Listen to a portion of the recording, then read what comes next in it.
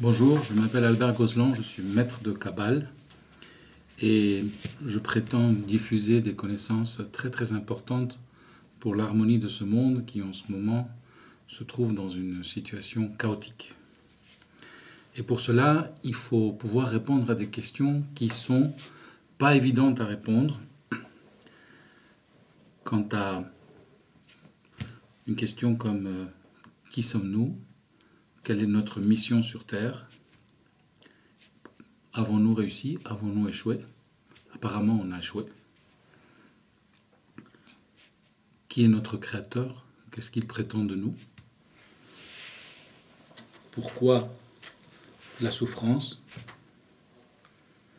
Tout ça, ce sont des questions assez difficiles à répondre, si ce n'est par une connaissance qui nous vient directement du Créateur.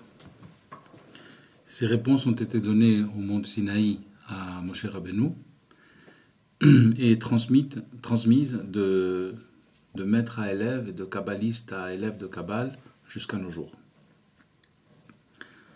Alors, d'abord, qui sommes-nous?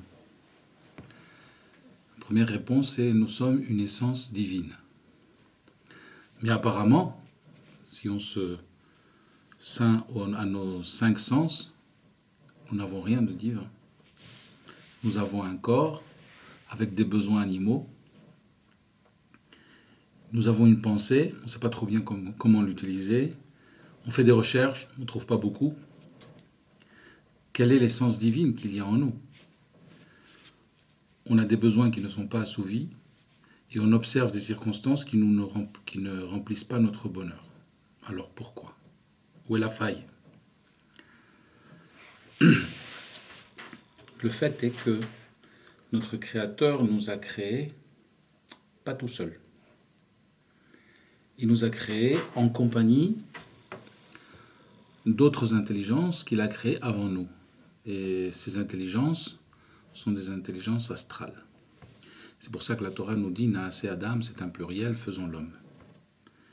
Et les astres ont des intelligences avec une capacité de matérialiser une pensée. C'est ce qu'on appelle les Elohim.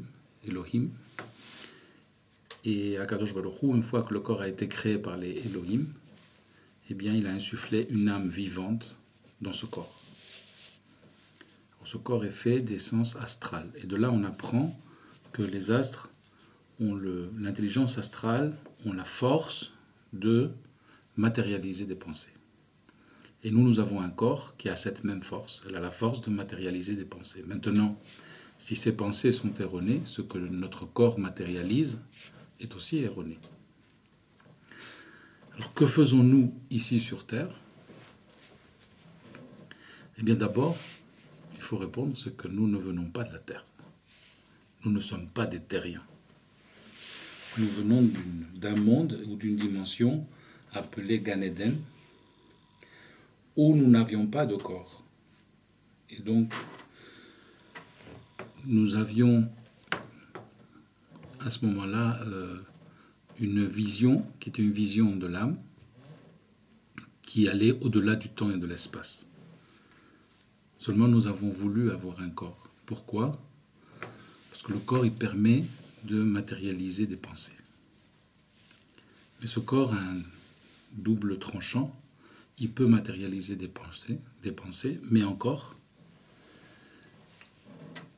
il peut avoir des ambitions matérielles et des besoins matériels tellement grands que ça va créer un chaos sur Terre. Et c'est ce qui se passe. On ne sait pas penser, on n'a pas une conscience bien développée, et nos pensées font que notre corps matérialise des circonstances très pénibles. Par contre, quand on nous a donné la Torah, on nous a donné un manuel pédagogique pour nous expliquer comment on doit penser. Seulement cette Torah est voilée. Et donc on ne la comprend pas très bien. Et cela veut dire que peut-être on est en train d'échouer notre vie. Les kabbalistes ont compris, et les kabbalistes, ça veut dire ceux qui reçoivent les informations du ciel d'une part et d'autre part de leur maître, ils ont compris que tout le but de la vie, c'est comprendre la fonction que Dieu nous a donnée et de comprendre que le seul but de la vie, c'est étudier la Kabbale. Pourquoi ? Parce que c'est elle qui va nous mettre sur les rails d'une pensée correcte pour que notre corps matérialise cette pensée, toujours étant que le corps fonctionne. Et si ce corps ne fonctionne pas, ce n'est pas parce que naturellement il ne fonctionne pas, c'est parce qu'il n'est pas correctement alimenté, il ne fait pas les gestes corrects, appelés misvot et halachot, et donc il ne suit pas les indications divines. Et donc cette machine à matérialiser la pensée ne fonctionne pas.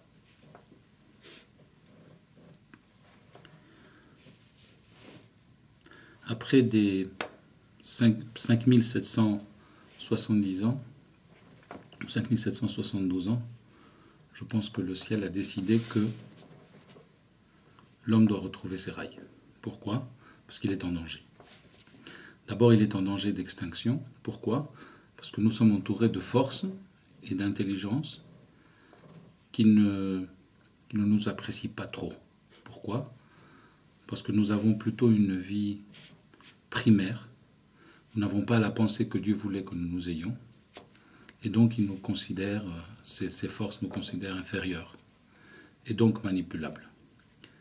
Et donc, il est temps de retrouver la dimension que Dieu a prévue pour nous. Donc, notre Créateur, Kadosh Baruch Hu, a décidé de dévoiler les grands secrets du ciel. Et jusqu'à maintenant, ils ont été à peu près dévoilés d'une façon plus ou moins claire, mais là, ce que nous prétendons, c'est de le dévoiler d'une façon totalement claire.